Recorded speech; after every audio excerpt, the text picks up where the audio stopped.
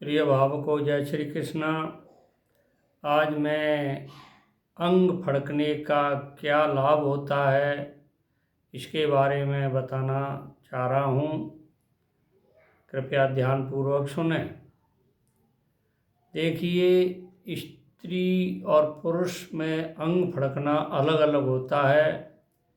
स्त्री का बायां अंग फड़के तो शुभ होता है और पुरुष का दाहिना अंग फड़के तो शुभ होता है। अब देखिए, किस अंग के फड़कने से क्या लाभ होता है इसके बारे में बता रहा हूँ। देखिए, मस्तक फड़के तो भूमि का लाभ होता है। सिर, ये सिर जो है, माथा इसको बोलते हैं, मस्तक भी कहते हैं। इसको फड़कने से भूमि का लाभ होता है। ललाट मानो माथा, ये भाग अगर फड़कता है तो स्थान का लाभ होता है जहाँ आप रह रहे हैं उसका। कंधों, स्कंद, कंधों का फड़कना सुखदायक होता है। भौं के मध्य में अगर फड़कता है तो ये सुख फल देने वाला होता है।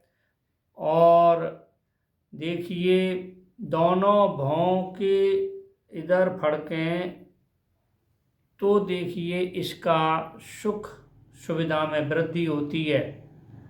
कपोल ये बोलते हैं, ये फड़कें तो शुभ फल प्राप्त होता है। आँख अगर फड़के तो लाभ होता है और आँख का कोना फड़के तो सुख संदेश मिलने वाला होता है। और नेत्र के पास नीचे यहाँ अगर फड़कता है तो शुभ संदेश, प्रिय संगम होता है, शुभ संकेत मिलता है। और देखिए, हाथ अगर फड़के तो लाभ का योग बनता है और इनसे हर्ष योग भी प्राप्त होता है।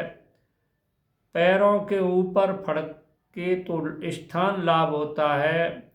वक्षस्थल मतलब छाती फड़के तो विजय श्री प्राप्त होती है।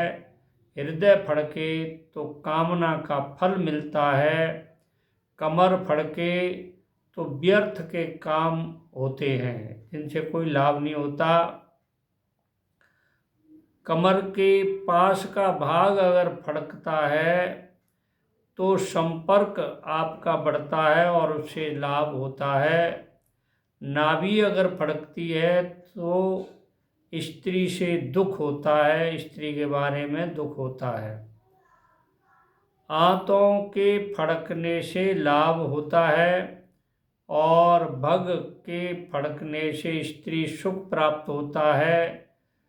पेट के अंदर भाग में अगर फड़कता है तो सुप्रसिद्धि होती है।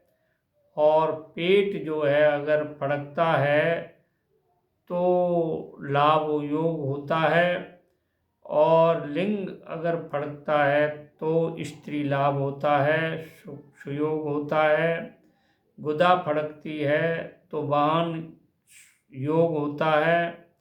और वृषण अगर फड़कते हैं तो पुत्र लाभ होता है। पैरों के तलवे अगर फड़कते हैं तो ज्ञान में वृद्धि होती है। और होस्ट, होठ ये ऊपर या नीचे वाला कोई भी होस्ट अगर फड़कता है तो इष्ट सिद्धि होती है। ठोड़ी, इसको बोलते हैं, ठोड़ी कहो, हिचकी कहो या हनु कहो, अगर ये फड़कती है तो लाभ का सुयोग होता है। गर्दन अगर फड़कती है तो विकार का भय होता है, काम बिगड़ने का भय होता है। पीठ अगर फड़कती है तो चिंता होती है। और मुख फड़कता है तो सुयोग और सुख मिलता है। और भुजाओं के मध्य में अगर फड़कता है तो अर्थ लाभ होता है। बस्ती अगर फड़कती है तो विकास होता है। उरु पूर्व होते हैं, पीछे के भाग को अगर फड़कते हैं तो सुसंदेश मिला प्राप्त होता है, बढ़िया संदेश मिलेगा, ऐसा लाभ होता है। जानू अगर फड़कती हैं तो चिंता होती है, और जंगा फड़कती हैं तो सुख द योग बनता है, कोई शुभ समाचार मिलता है। प्रिय भाइयों, मैंने आपको अंग फड़कने का ये विचार बताया है, लाभ बताया है। इसमें देखिए, स्त्री का बायां अंग और पुरुष का दाहिना अंग फड़कता है तो लाभ होगा। इसकी विपरीत अगर कोई अंग फड़कता है तो उससे हानि होती है। जय श्री कृष्ण। लाइक करिए, शेयर करिए और सब्सक्राइब करिए।